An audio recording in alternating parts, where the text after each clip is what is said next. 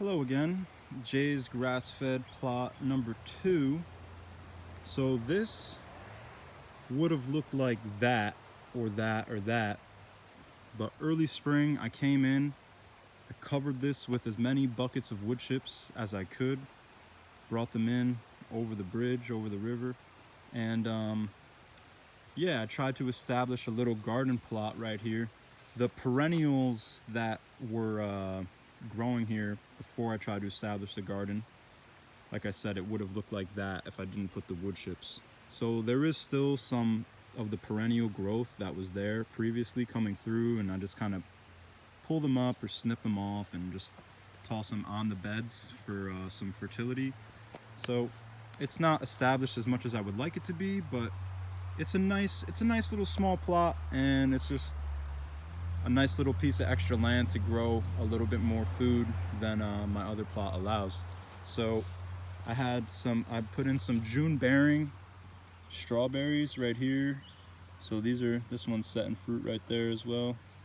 We got like 30 strawberry plants in here, intermixed with some green garlic, selling that at market. And then we have, so if you walk, tried to do some sweet corn right here, but I think it's got too much shade. And this is a complete experiment, honestly. I needed to plant the strawberries, I had potatoes I needed to plant. So anything else that grows here besides the potatoes and the strawberries is just a plus. But it is getting some real nice sun right now. So that's west, that's east, that's south, straight ahead. So it comes, it comes over this way during the day, and I just took a wing on it. It's getting enough sun for the strawberries to grow, at least. Strawberries can also do good in shade. I planted some sunflowers here. That's the sunflowers coming through.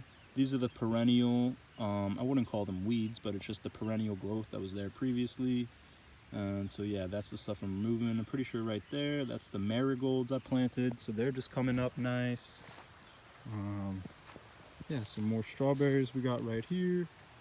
And then I'm really excited about this.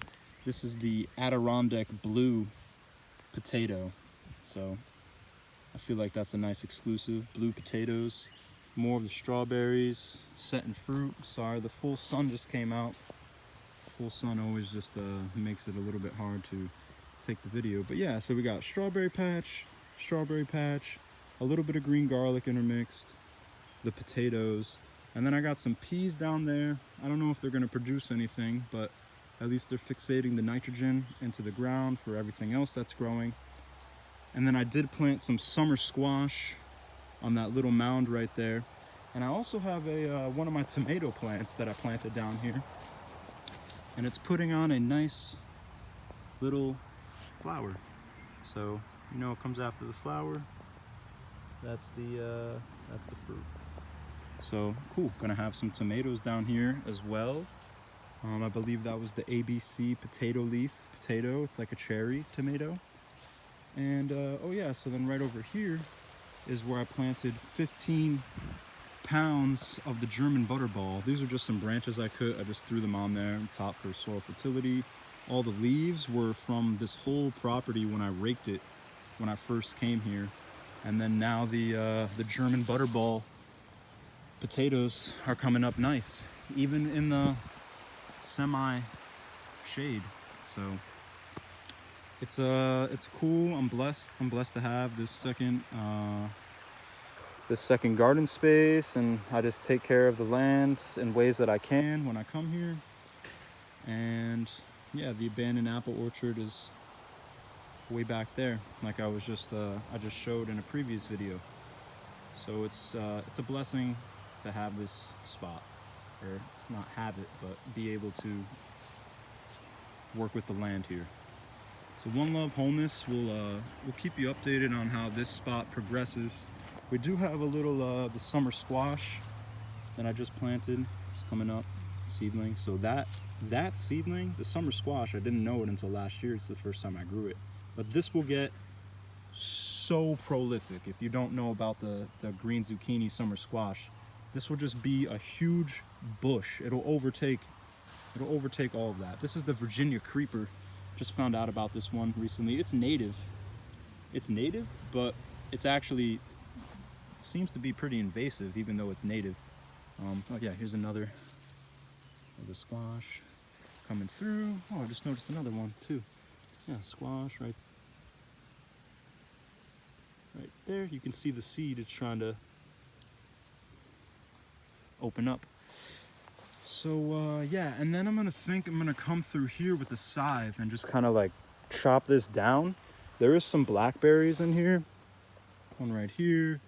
This one's, I believe this is a raspberry actually. It's loaded with fruit, so that's cool. And then there's another one right here, also loaded with fruit. So I'll go around those with the scythe, and then I planted like the pumpkins and squash in here, but I don't think the seedlings are getting enough light because of all of this growth. So hopefully none of the seedlings came up. I'll come through with the scythe, chop all that down, just leave it on the ground, and then the seeds will have some, I don't want to say space, but the seeds will be able to grow because they won't have as much competition then, and they're being not as shaded. So that's the theory, that's the plan, and we'll keep you updated, fam. So one love, wholeness. Peace.